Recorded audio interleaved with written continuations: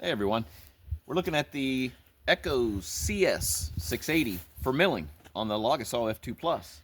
And I have a bigger saw, I have my steel 660, and it does fantastic on the Logosol. But for the dimensional milling that I'm doing, at least in this size, the Echo has some excellent qualities that a lot of times I actually prefer it on the mill here. It's got a 24-inch bar. And the thing about the Echo 680, it puts a lot of oil down on that bar to keep it lubricated. Because with the Alaskan mill, I actually have the auxiliary oiler that I can turn it on, and so you have the combination of the saw's automatic oiling as well as the auxiliary to keep that bar well oiled. With this one, the automatic oiler does great, but it even has a button here that if you needed to, you can just manually squirt some additional oil on. That's kind of a neat feature. Another neat feature is right now, the wind today has calmed down a little bit, but man, it's been so windy and so much of my sawdust blows, and a lot of it blows right back onto the saw. This air filter is excellent. You don't find any fine sawdust inside of the carburetor hole there, because it filters it out really well. I keep the what do you call it, my little air compressor handy here when I'm milling, so that between gas and oil fillings, I just blow the thing off, and I blow out the the cover, and I pull the air filter out once in a while and just clean it off as well. But I've been in a project making a bunch of timber frame beams for the back of our property. We're adding an addition, and so there's a bunch of beetle-killed pine that initially I planned on using, and then I thought, oh no, stuff's gotten to it, whatever it was. But I started looking at it again, and because it's been dead for about like a year and a half, and it's still good. It still has some great. You can see these boards are excellent. So I'm milling them into 5.5 by 7 beams, and this particular one is just over 12 feet right here. But just to show you how well the Echo 680 does on the Logosol mill, another thing I like about it compared to like the bigger saw is it's just easier to physically start.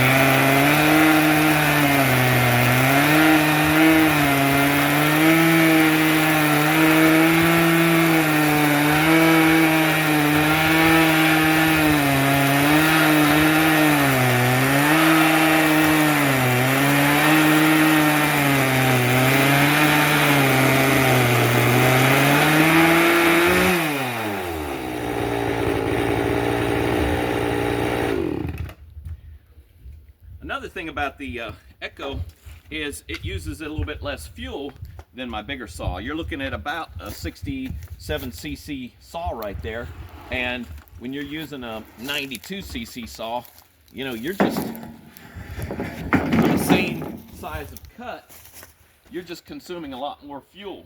So it saves a little bit there.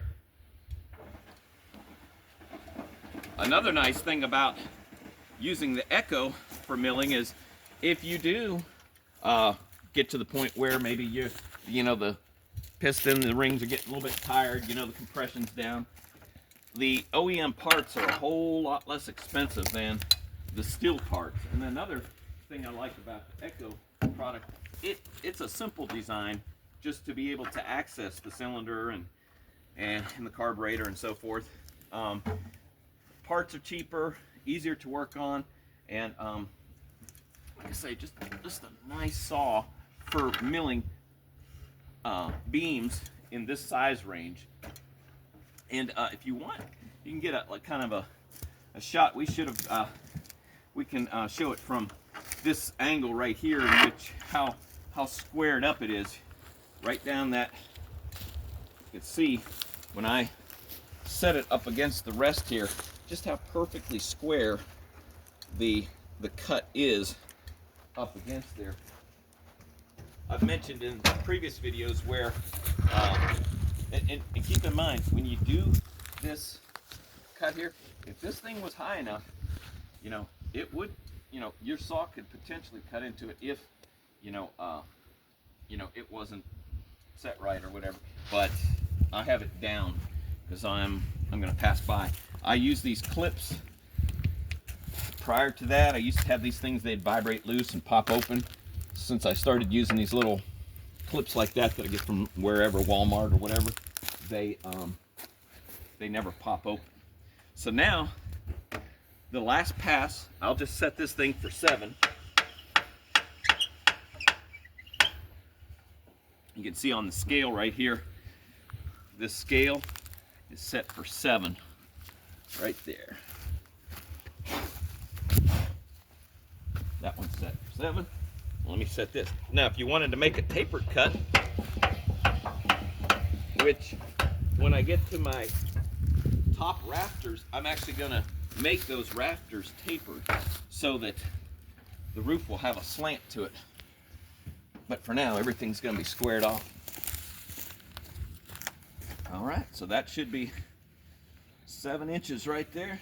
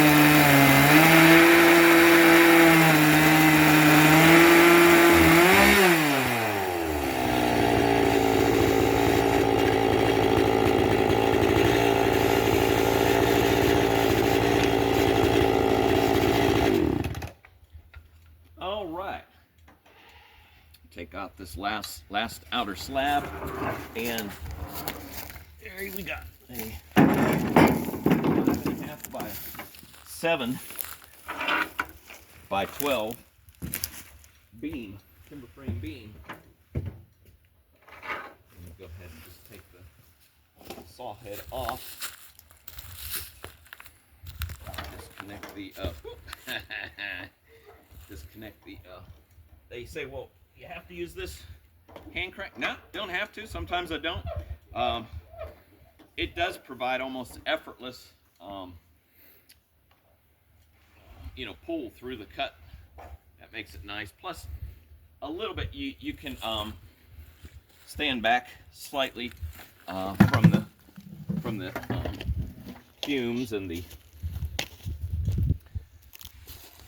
dust spray. You know, when you use the hand crank, you're kind of back just slightly compared to the other methods.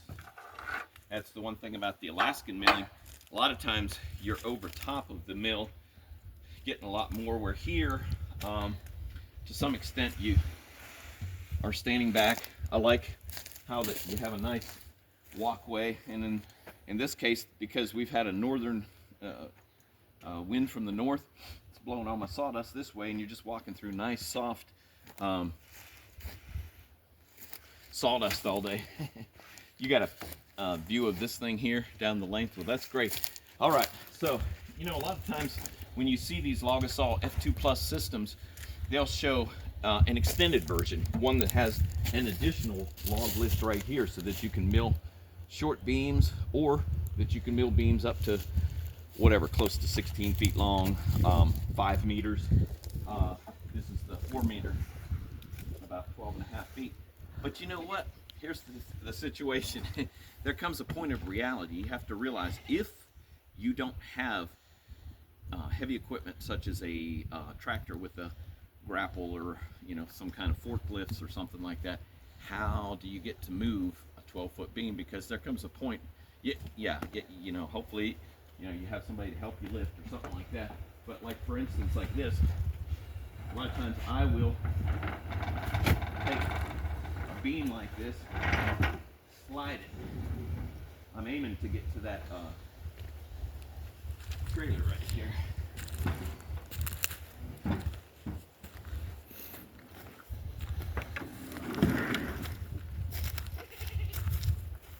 But you know, just kind of work it. When it gets to this size, it's manhandleable, and I understand that, you know, once this wood, and that's what I was going to mention, how that even though this wood has been standing dead for a year and a half, there's still a lot of moisture in it. When I'm milling, if you were to feel this beam right here, if you were to feel this beam, it has moisture in it. So there we go, another 12-footer. Hey, thanks for watching.